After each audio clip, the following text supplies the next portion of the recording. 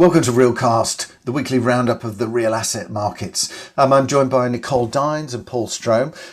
Let's start with you, Nicole. What have you been following this week? Well, UK residential in various aspects has been in the news this week. From the 1st of August, there's been a relaxation of planning rules, and development rights have been expanded so they allow vacant shops, gyms, restaurants, and mostly offices to be converted into accommodation without the need to ask for planning permission. Obviously, the reason for this is to allow the regeneration of city centres, which have become very much emptied. During the pandemic, many shops have closed and many offices have been unused. But Zurich REIT UK, the insurance company, and RICS have sounded alarm bells. They've said that there's a real risk that these homes will overheat in the summer. These buildings that were not designed to accommodate hundreds of kitchens and hundreds of bathrooms and many people are going to become sort of heat traps and this could lead to significant problems. And Zurich said that they've already seen a number of claims increase dramatically. The death toll from overheating in the UK is already expected to triple by 2050, and already 1 in 5 homes this year are expected to overheat. And in the last 5 years, Zurich said that 65,000 flats have been turned from disused offices into the UK already. This was pre-COVID, and obviously that trend is going to accelerate. So they're suggesting a whole series of measures to avoid this sort of, plunge in standards. These poor quality homes, they're liable to flooding as well as overheating because obviously they're being concreted over, so water has nowhere to go. So they say that practical suggestions like installing shutters on windows, improving glazing, draft proofing, pulling in ceiling fans and leak detection devices, a whole series of measures that would sort of decrease the dangers. The government has reacted by saying that they do not see this as a problem, that all their claims are based on unfounded assumption because there are systems in place to ensure that conversions are done properly. So we'll see how that goes, but that was an interesting development.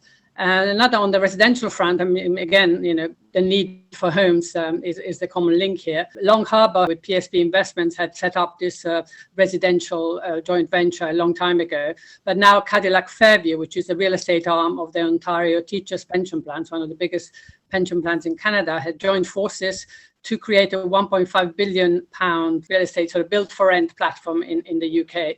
And all assets in the portfolio will be managed by Way of Life, which is Long Harbour's long-standing residential management business. One of the first things I've invested in is 480 homes for rent in Tottenham Hale in London. And William Astor, who's the chief executive of Long Harbour, said that the priority for new sites would be London and the southeast. No surprise there, where sort of homes in the UK are most needed. So there seems to be a lot happening from big international companies interested in the residential sector in the UK. Yeah, a lot of focus on residential at the moment here in the UK for certain. Paul, what have you been following? Looking too at, as Nicole said, the residential sector. Investor and asset manager BMO Real Estate Partners has launched a new residential investment fund with a target investment volume of €800 million. BMO says it aims to provide institutional investors with access to a portfolio of properties across the premium mid-market and affordable residential sectors, including senior living, and in a new fund that will be invested in Germany, France, Netherlands, Austria, Italy and Spain, and managed from BMO's German office. And then in the UK, Legal & General and NatWest Group Pension Fund formed a joint venture aimed at scaling up the delivery of net zero carbon later living communities. Legal & General has sold a 50% stake in a company that is established in 2017 to develop these communities in suburban and rural locations in the UK. That company is called Inspired Villages, and NatWest's pension fund gets a share in Inspired Villages' first 11 sites. So the two investors signed a 15-year joint venture partnership to invest £500 million of equity to create these communities, and Inspired Villages started its first 2 developments earlier this year. It currently has 6 operational villages, 919 residents and 4 sites under construction. And then in the retail sector, interesting findings from research into the future of retail property in Germany undertaken on behalf of real estate bank Berlin Hyp. That revealed a divergence of opinion between real estate experts and the purchasing preferences of consumers. While 60% of experts surveyed believe that people will mainly shop either at online marketplaces and bricks and mortar shops not doing so well, only 30% of experts thought that people will use those. Berlin Hyp did a parallel survey of 2,500 members of the public, and 65.5% of respondents want to purchase their goods from bricks and mortar shops. Similarly, in the food area, 22% of experts thought online supermarkets are becoming more popular, but actually only 1.6% of consumers surveyed want to purchase shop food online.